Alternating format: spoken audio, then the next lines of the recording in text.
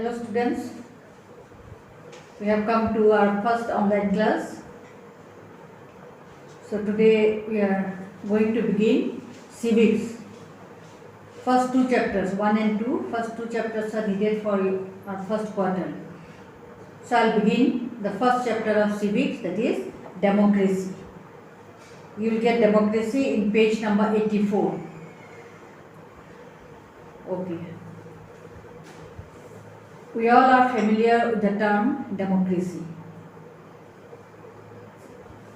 Democracy has been derived from two words, two Greek words. The word has come from Greek language. So from two words, demos. Demos means people. First word is demos, and demos means people. Another word is kratos, or in some books you may get kratia. It means rule of government. That means rule or government. Demos, people. Kratia or kratos means government. And if we join both, that means people's government, people's rule. That means, as a whole, democracy is a form of government ruled by people. Abraham Lincoln, you must have heard this name, Abraham Lincoln, ex-president of America. He said that democracy is a form of government ruled by the people, of the people, and for the people. That means democracy is a government ruled by the people. People only rule. For the people. For whom the people rule? They rule for themselves. For the people. The government is for the people. Work for the people. And it is of the people. That means democratic government belongs to the people. Till the people want, till the government works for the welfare of the people, for the good of the people, the government belongs to the people. People accept the government. And once the government becomes selfish or doesn't work for the welfare and well-being of the people, then people withdraw their support. That means it is totally, the government totally belongs to the people. Alright? Now, a few things you underline in the first paragraph. You will get demos, that you underline. Kratos, Kratos also you underline. Rule of the people, that also you underline. Now, democracy, it was first existed in ancient Greece, like Athens. Now, in those days, the democracy was of direct democracy. Direct democracy means there are two types of democracy. One is direct democracy, one is indirect democracy. At present, most of the countries, including India, we are having indirect form of democracy. But earlier, most countries, they used to have the direct type of democracy, direct form of democracy. In direct democracy, people directly take part in the administrative affairs. As I already said, the democracy means rule of the people. People take part in the administration. And in direct democracy, people directly take part in the administration. That is direct democracy. And in indirect democracy, people take part in the administration, no doubt, but not directly. Indirect way they take part. Indirect way means through their representatives. Now, in ancient Greece, the states were very small in area wise as well as in population. States were very small, and those states were called city states, like one city. Small in area and small in population. Number of population also was less. So those states were like cities, and so therefore those states were called city states. And there it was possible to gather all the people of city state, all the people of each city state gather together at a field or at a place and discuss the matter, how to administer. Directly, like they used to have a meeting, and then in the meeting they used to discuss directly. So it was possible in those small states. But now, each state is very vast in area as well as in population. We don't find city-state usually. States are very big, and that is why we cannot find a place, and it is not possible at all to gather all the people of a country, of a state, to gather together, to have a meeting together and discuss the matter. And that is why now most of the countries, and almost all the countries, democratic countries, they have indirect form of democracy. Even in India, we are having indirect form of democracy, and that is why we are taking part. We people of India, we are taking part in the administration, but we are taking part not directly, but through our representatives. We are sending the MPs, we are sending the MLAs. By casting our vote, we elect our members. MPs and MLAs we are sending, and those MPs and MLAs on behalf of the people of their constituencies, they take part in the administration, and this is the indirect form of democracy. Alright? One of the important feature of democracy is equality. In democracy, equality has been granted. In democracy, all the people are equal in the eye of law. Equal justice has been given to all the people. If the crime is same, then similar punishment is given. He may be a very rich person, and another may be a very poor person, maybe a very poor farmer or a very poor person, but if the crime is same, if both commit the same crime, then same law will be applicable, same punishment will be given to the both. There is no partiality. No partiality is shown to anyone. Equality is granted, and that is one of the important feature of democracy. And besides, the main principles of democracy is liberty, fraternity. Liberty, fraternity and equality. Liberty means freedom. Fraternity means sense of brotherhood. And equality, that everyone is treated equal. Liberty. Liberty means freedom. Freedom of speech, freedom of expression. Freedom is granted to the people. People are given freedom. People are free to think. They are free to express. No restriction is imposed on them. If they feel free to express them.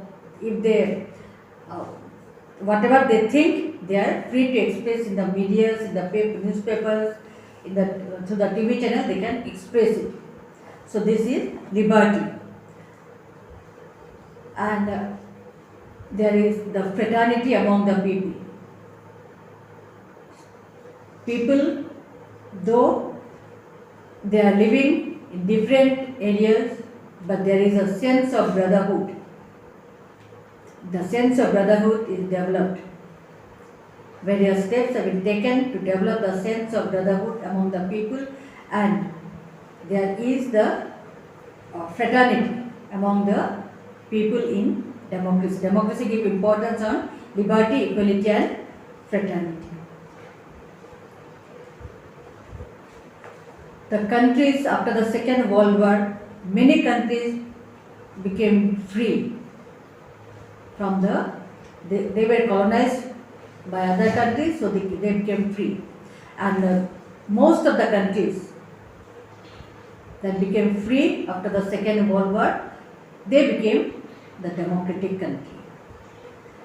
Even in India got her independence on 15th of August 1947, and India also accepted democracy.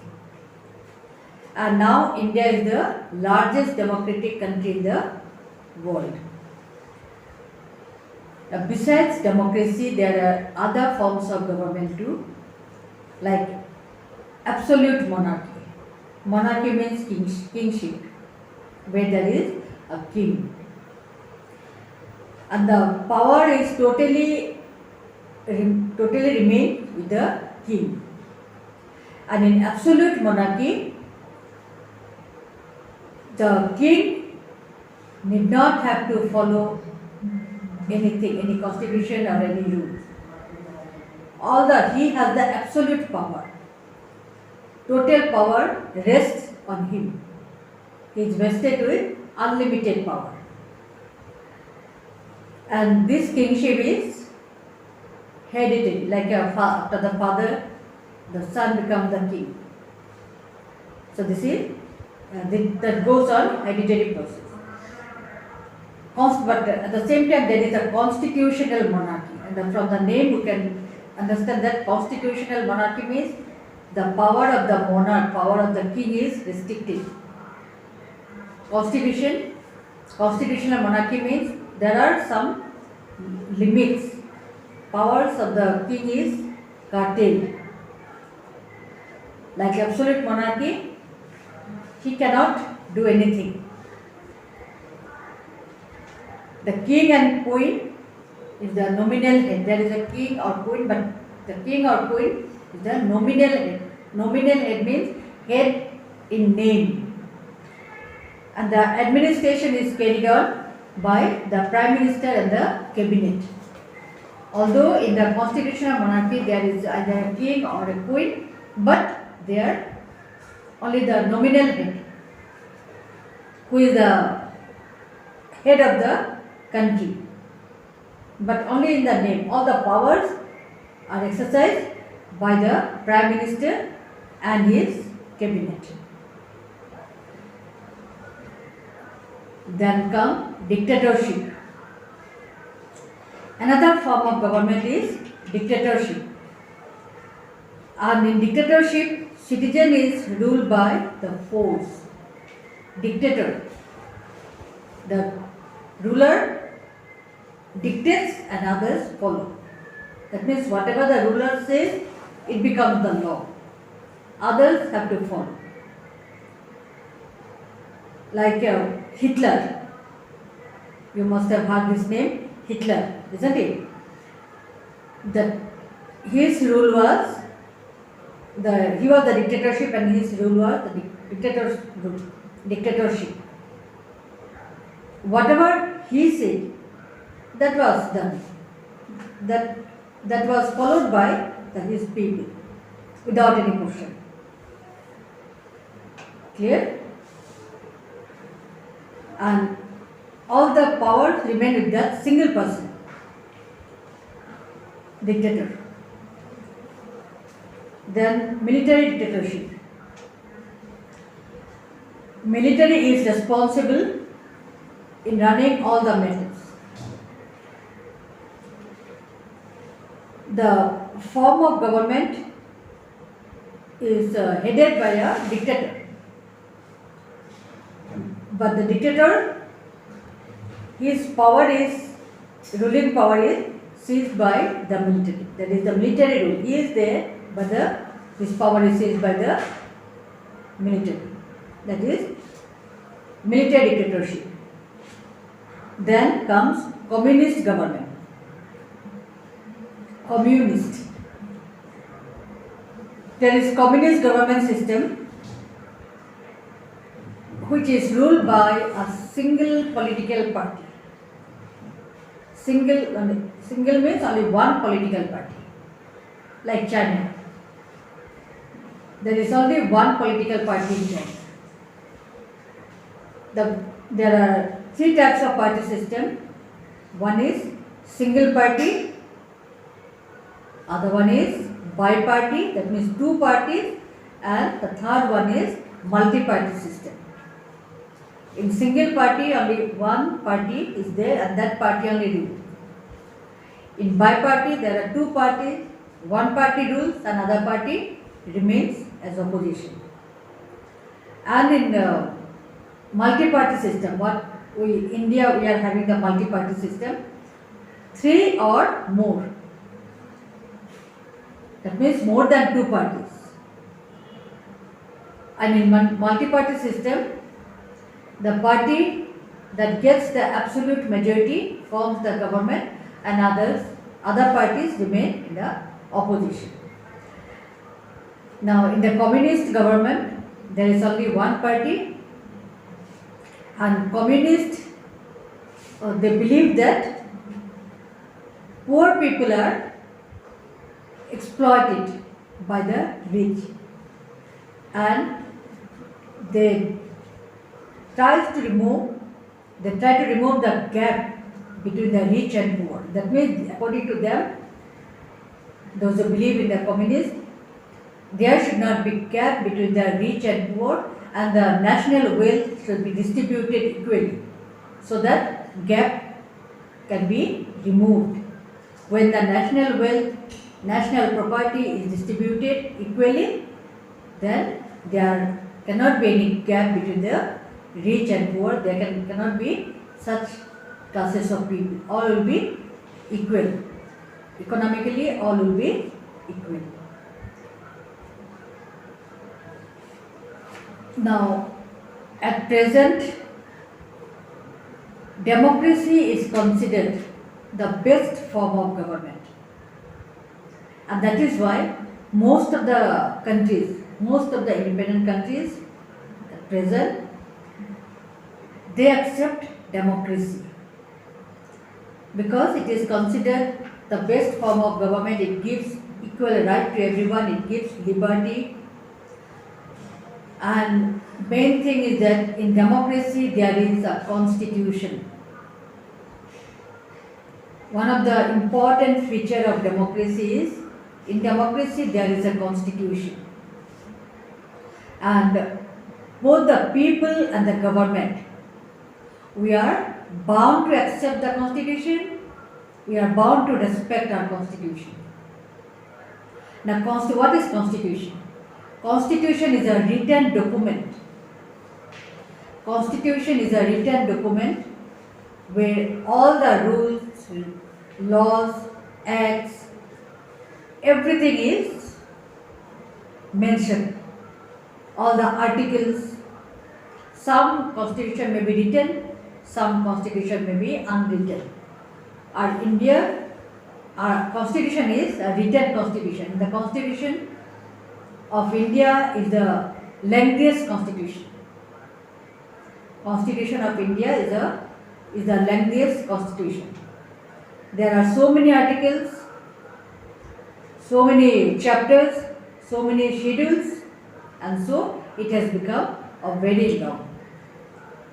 And for the smooth running of the country's administration, both the government and as well as the common masses, we people, we have to follow the rules and laws mentioned in the constitution. In the constitution there are directive principles, there are fundamental rights, there are articles that which we have to follow. Okay? So in my next class I'll explain the rest. Today I'll conclude. But you see that you go through the lesson and then important points you have to underline. There are some important points, some years are mentioned. Of course, I'll give you the notes afterwards, but before that, you go through the lesson and underline all the important things as you used to do in the class. Same way you here also you do the thing. Alright? Okay.